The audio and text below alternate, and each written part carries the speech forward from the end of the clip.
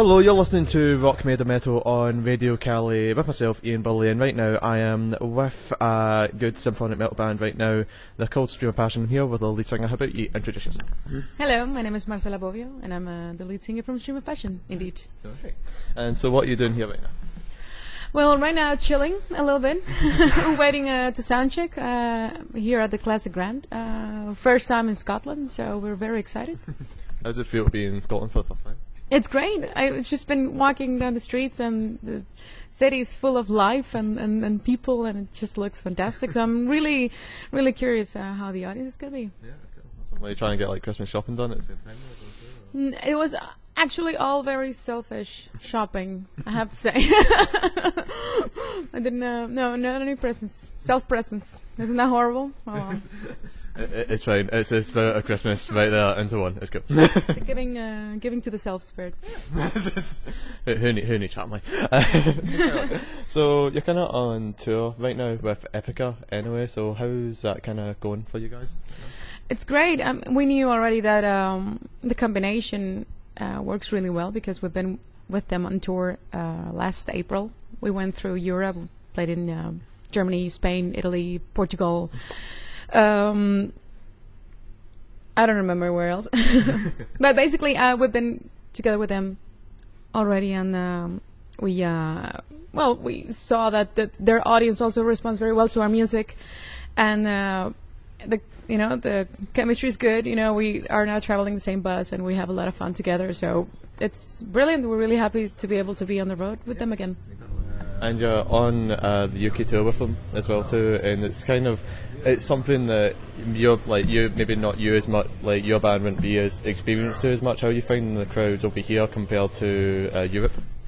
I was expecting, I don't know why, but I was expecting the people to be very calm, very quiet, the kind of people that just stand there and listen to the show and then just clap at the end. But yesterday we had a show at Newcastle, and and basically the crowd went completely insane. We even had a mosh pit, which doesn't happen all that much in symphonic metal. It's for us it's fantastic because the more energy we get from the people, the more we want to give back. So it's been awesome. I wasn't expecting it to be like this, but I love it. You got a mosh pit to your voice created a mosh pit, basically, that kind of thing. I don't think I can take the credit for that. I think it was the guitar riffing that did the work, but I was there. Yeah.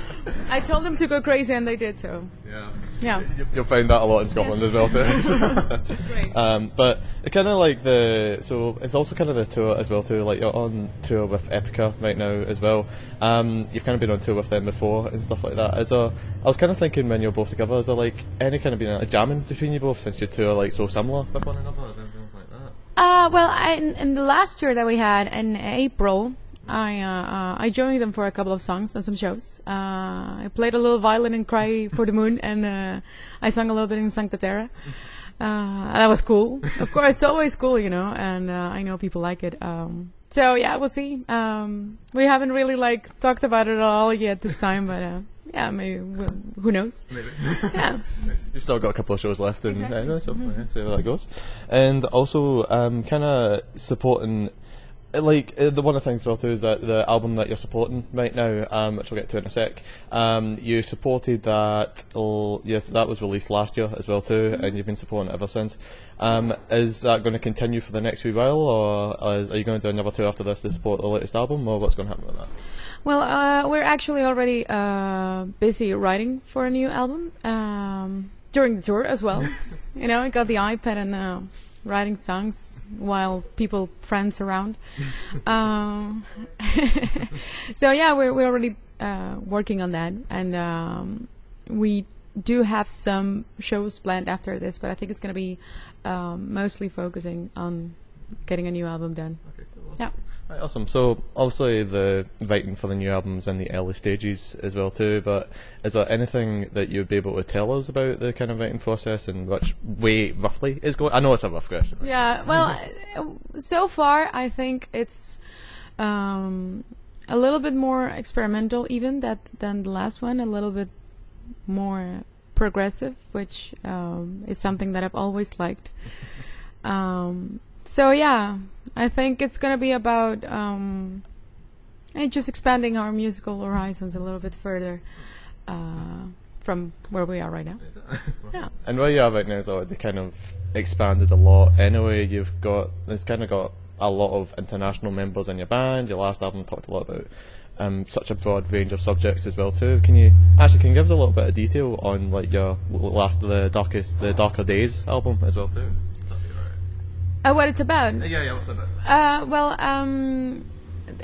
The album was in a very big part inspired by the whole process of me moving from Mexico to Holland, because that was at that time, and I can't help it but write about the stuff that I'm going through or that I see around me. So I have to say that the first year that I was living in Holland, adjusting to a whole new, different country, because it's completely different from Mexico, of course.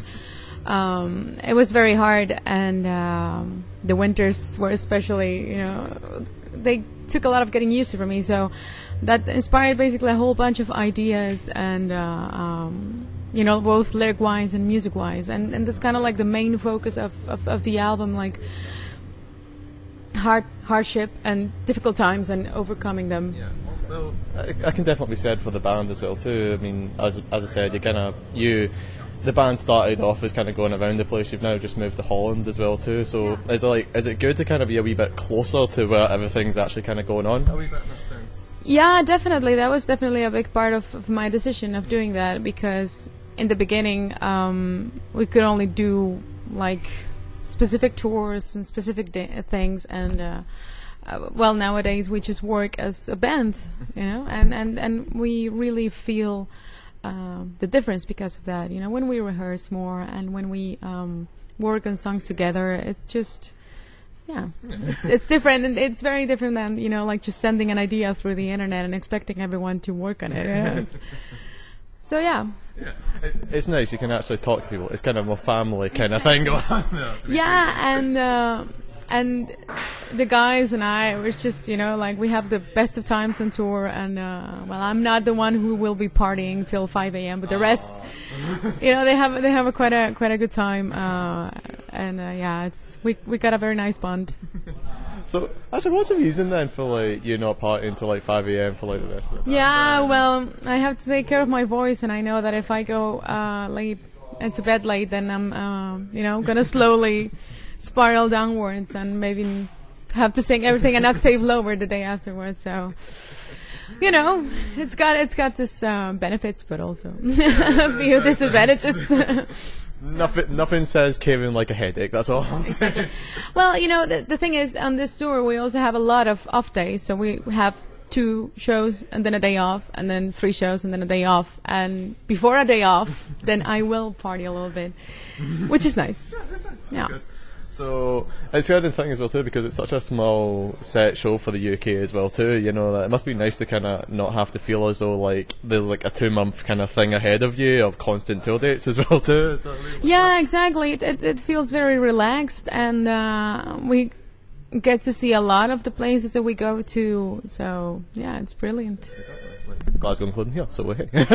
Okay. Well, at this point, like something I'm trying to do a wee bit more of is like get the kind of fan kind of thing as well too. So as you noticed, I have this person. Hi. I don't know if you. Subtle. Yeah, she's about as subtle as you can possibly get. What I kind of do some of my interviews is I try and like bring a fan in and ask them questions, because I think that's actually quite cool. So do you have any questions? One of my favourite songs that you've written is Spark on Darker Days. Could you tell me what it's about?